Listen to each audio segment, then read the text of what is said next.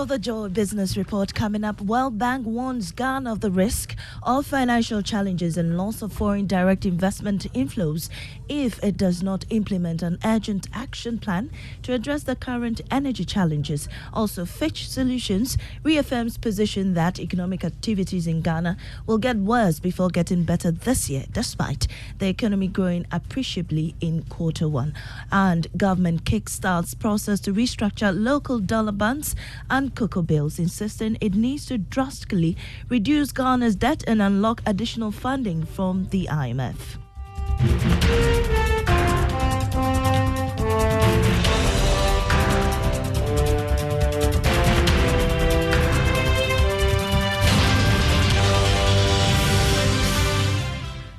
I'm Amesi Nyamiche Thompson. Let's dig in now. Now, the World Bank has warned Ghana that it risks facing financial challenges and losing its foreign direct investment inflows to other countries if it does not implement a critical action plan to address its current energy challenges.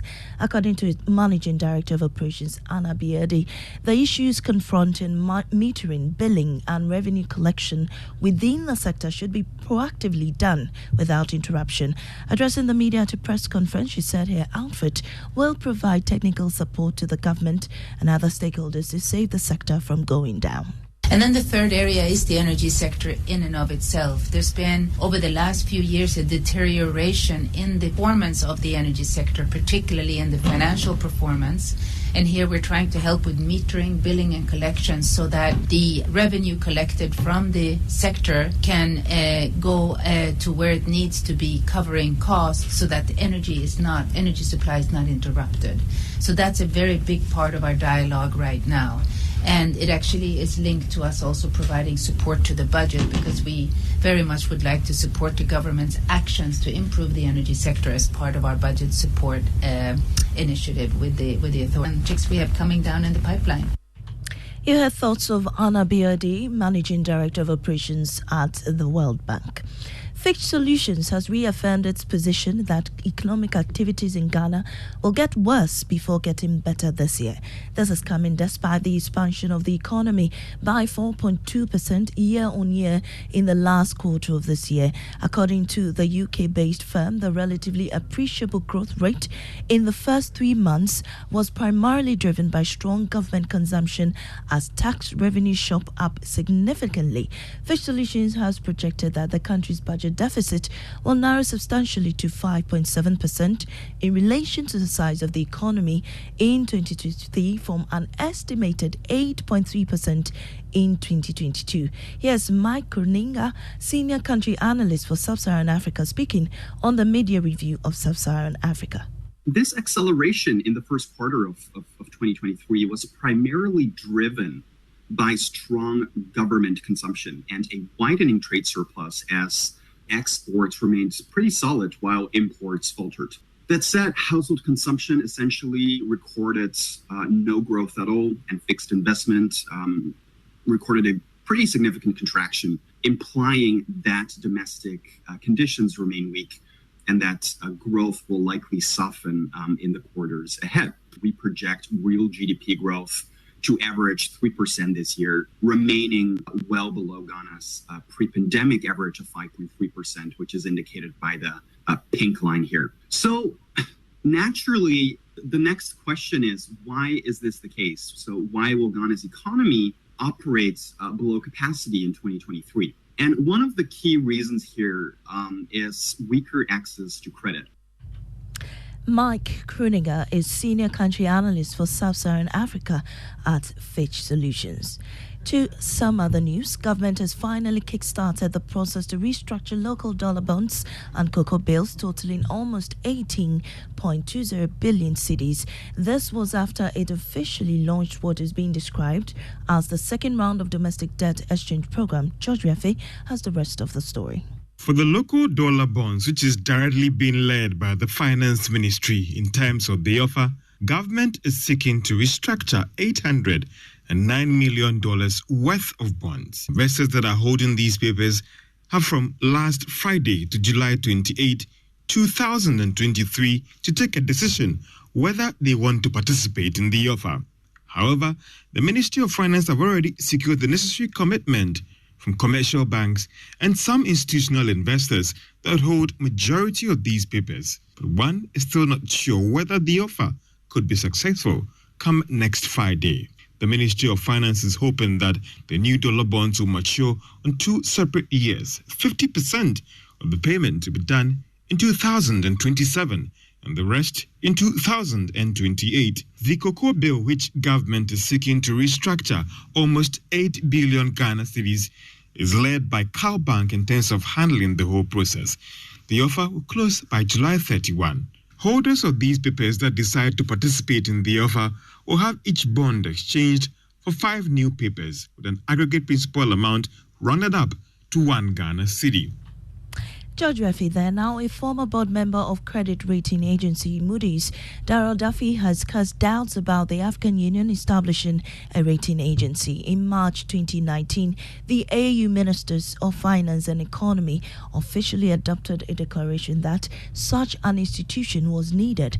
In recent times, President Akufo-Addo has also attacked some rating agencies over their continuous downgrade of Ghana and other African economies.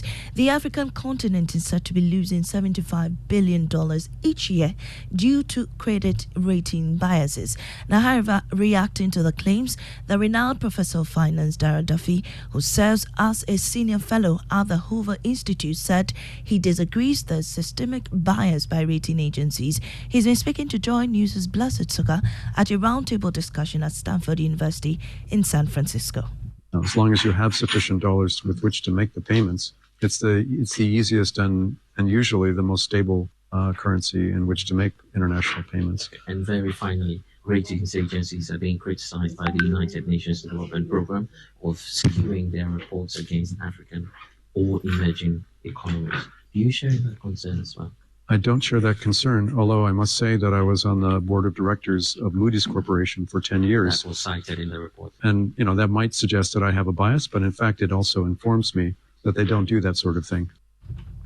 That's Darrell Duffy, a former board member of credit rating agencies Moody, in an interview with my colleague Blessed Soga. A banking and finance lecturer at the University of Ghana Business School, Dr. Benjamin Amwa, is downplaying the possible exit of Standard Chartered Bank from Ghana.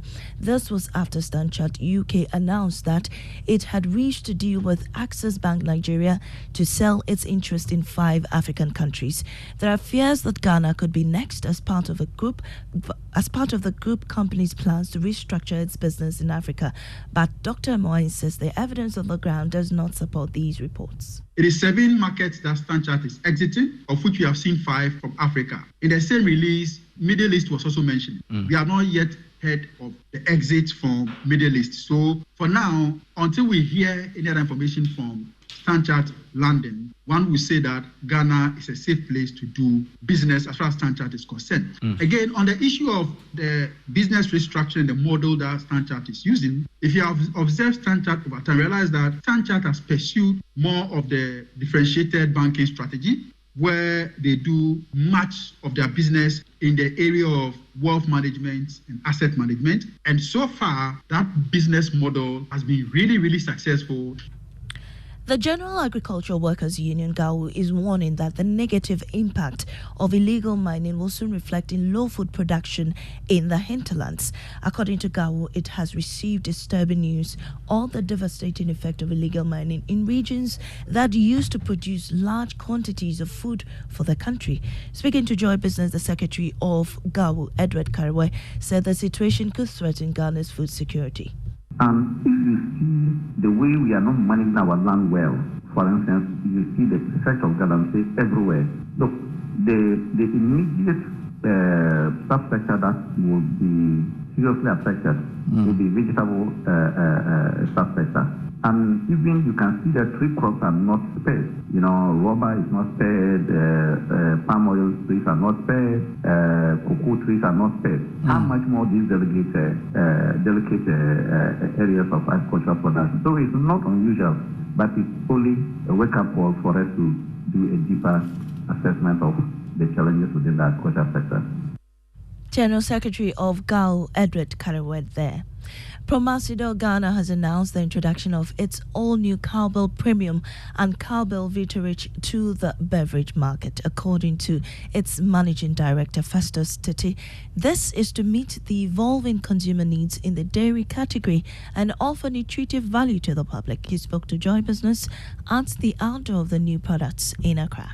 Well, today's event is purely a renovation of our flagship brand, Cowbell, to address consumer need in our current context of our economic situation, where we need to ensure that for the mass consumers that we have catered for all those 24 years, we give them offerings that will meet their current economic circumstances. That's the key essence of today, that our brand Cowbell is responsive to consumer needs and consumer sensitivities in times like this. And that was Festus Tete, Managing Director of Promasidor Ghana. Coming up shortly now, shares, we'll be bringing you details on the stock market preview, and then we'll be giving you updates on that. Shares of Standard Chartered Bank and Fan Milk are expected to see price gains